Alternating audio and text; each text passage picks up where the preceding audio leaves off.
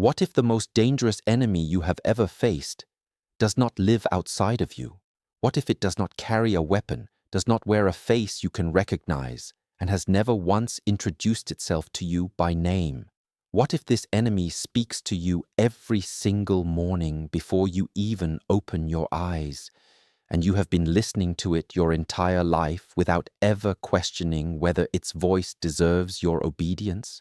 What if I told you that the voice inside your head, the one that calls you weak, the one that reminds you of every failure, the one that whispers, "You are not enough," at 3 in the morning?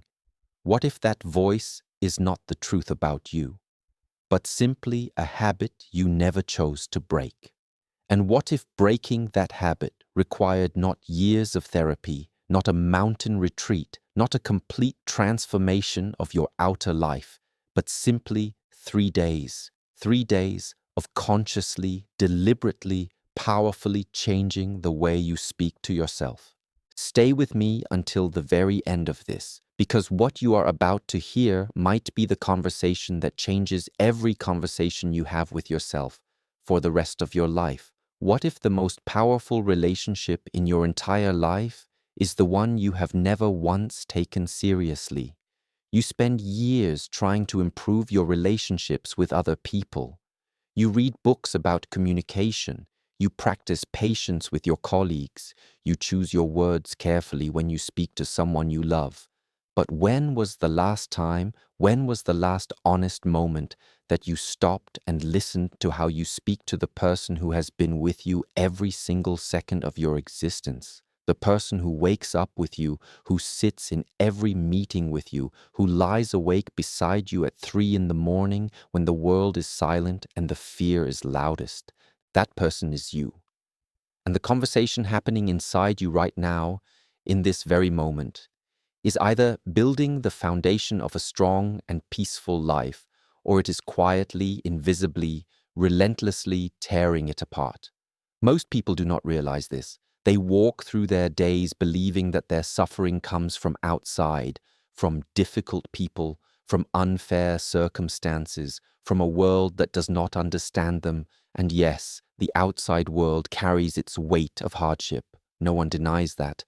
But what multiplies that hardship, what transforms a single difficulty into a crushing burden, is not the difficulty itself. It is the story you tell yourself about that difficulty the moment it arrives. A man loses his job. One voice inside him says, "This is the end. I am a failure. I have always been a failure. Nothing I touch survives." Another man loses his job, and the voice inside him says, "This is painful. This is hard. But this is not permanent, and perhaps this is the door that is closing so that the right door can finally open."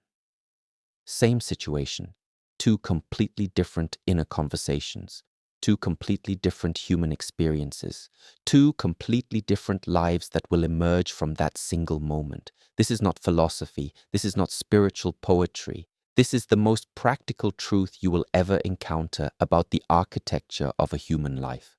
Now here is what I want you to understand with every cell of your body. The voice inside your head is not your identity. It is not who you are. It is a pattern. It is a deeply conditioned, endlessly repeated, heavily rehearsed pattern that was built through years of experiences, through words that were spoken to you by others, through failures that were never properly processed, through wounds that were never fully acknowledged. The voice you hear inside your head today is largely the accumulated echo of everything the world has said to you and everything you chose to repeat about yourself afterward. And a pattern, no matter how old, no matter how deeply embedded, can be changed. But here is where most people make a crucial mistake. They try to change the pattern through force. They try to silence the negative voice by screaming at it.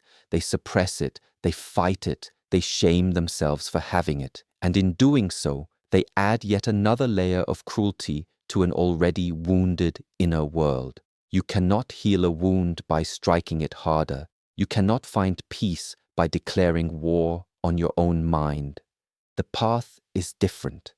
The path begins with something far more subtle and far more powerful than force. It begins with awareness. Before you can speak to yourself differently, you must first sit still long enough to hear what you are already saying. Most people are so busy running toward the next task, the next achievement, the next distraction, that they never once pause to notice the constant monologue playing beneath all of it. The moment you pause, the moment you sit in genuine stillness and simply listen to the voice inside without immediately reacting to it, something extraordinary happens. You realize that you are not the voice, you are the one who is listening to it, and the one who listens always has the power to respond. This is not a small realization. This is one of the most liberating discoveries a human being can make, because the moment you understand that you are not identical to your thoughts, you gain the freedom to choose your response to them. Now let us talk about the 3 days. Why 3 days? Because the mind does not change through single decisions. The mind changes through consistent repetition across a meaningful window of time. 3 days, 72 hours of deliberately choosing a different inner voice begins to loosen the grip of the old pattern. It does not erase it immediately, but it introduces a crack of light into what has perhaps been a very long darkness. And through that crack, something begins to breathe. So what does this new inner voice actually sound like? What are the words? What is the quality? What is the tone? The first thing to understand is that this new voice is not a cheerleader. It is not falsely positive. It does not deny your pain, dismiss your struggle, or pretend that everything is perfect when everything is not. Because that kind of self-talk is not strength. It is avoidance wearing the costume of positivity. And your deeper self always knows the difference. When the voice inside you says something that contradicts what you genuinely know to be true, the mind rejects it. The resistance grows stronger, the mistrust deepens, the new inner voice speaks with honesty, it acknowledges reality without being crushed by it. It looks at a difficult situation and says, "Yes, this is hard, and I am still here, and I am still capable of moving through this." It does not minimize the weight of the moment. It simply refuses to add unnecessary weight to it. When you make a mistake, and you will make mistakes because every living, breathing, striving human being makes mistakes, the old voice immediately arrives with its familiar arsenal. How could you? Again, after everything? You never learn. You are hopeless. And what does this accomplish? Nothing. Nothing except the erosion of the very confidence and clarity you need in order to actually learn from what went wrong. You cannot grow from a place of constant self-condemnation. The soil of growth is self-understanding, not self-punishment. So the new voice, when the mistake arrives, speaks differently. It says, "I made an error. Not because I am fundamentally broken, but because I am still learning. What can I understand from this? What can I do differently? And what do I need right now in order to move forward?" This is not weakness. This is the most mature, the most intelligent, the most genuinely strong response a human being can offer to their own imperfection. For the first day of these 3 days, I want you to practice one thing and only one thing. I want you to catch the moment, the precise moment, when the unkind voice arrives. Not to fight it, not to argue with it, simply to notice it, to say internally with complete calmness, "I see you, I hear you, but I am choosing not to follow you today." This act of recognition without reaction is the beginning of a profound inner revolution, because every time you notice the pattern without becoming it, you strengthen the observer, the part of you that is greater than any single thought or emotion. On the second day, I want you to introduce a different quality into your inner conversation, the quality of a fair witness. Imagine that you have a very close friend, someone you genuinely love and respect, and they come to you carrying the same struggle you are currently carrying, what would you say to them? Would you tell them they are worthless? Would you remind them of every previous failure? Would you speak to them with the harshness and the contempt that you regularly direct toward yourself? Of course not. You would speak to them with honesty, yes, but also with warmth, with perspective, with the kind of grounded encouragement that does not deny the difficulty, but firmly refuses to abandon the person inside it. Now speak to yourself the way you would speak to that person, not because you deserve it as a reward, not because you have earned it through sufficient suffering, but simply because you are a human being, and human beings deserve the basic dignity of being spoken to, even by themselves, with a measure of care. This is what I mean when I say that inner peace is not something that descends upon you from the sky. It is something you construct, quietly, privately, consistently, one internal sentence at a time. On the third day, I want you to introduce intention. Begin the day before the phone, before the news, before the demands of the external world arrive with their endless noise. Begin the day with a single, honest, deliberate statement spoken inward, not a performance, not a mantra you have read in a self-help book and do not truly believe. A genuine statement of where you are and where you choose to direct yourself. Something as simple as, today is uncertain, I am imperfect, and I am committed to moving through this day with as much awareness and integrity as I am capable of. That is enough. That is more than enough. Because intention spoken honestly in the silence of the morning becomes the compass that orients your entire inner world for the hours that follow. Now, I want to speak to you about something that does not get discussed often enough in these conversations, the relationship between inner speech and the body. This is not mysticism, this is biology. When the voice inside you speaks with chronic harshness, with relentless criticism, with the constant drumbeat of inadequacy, the body registers this as threat. The nervous system responds as though it is under attack. Cortisol rises. Breath becomes shallow.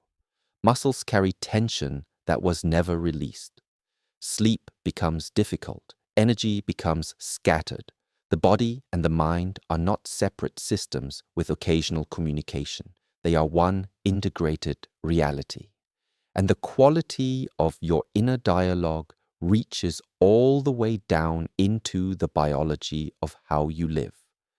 When the inner voice shifts, when it becomes grounded, honest, and genuinely kind, the body begins to exhale, not immediately, not dramatically, but gradually the held breath releases, the shoulders descend from around the ears, something deep in the chest softens. This is not imagination. This is the measurable physiological response to an internal environment that is no longer at war with itself. Peace is not the absence of difficulty.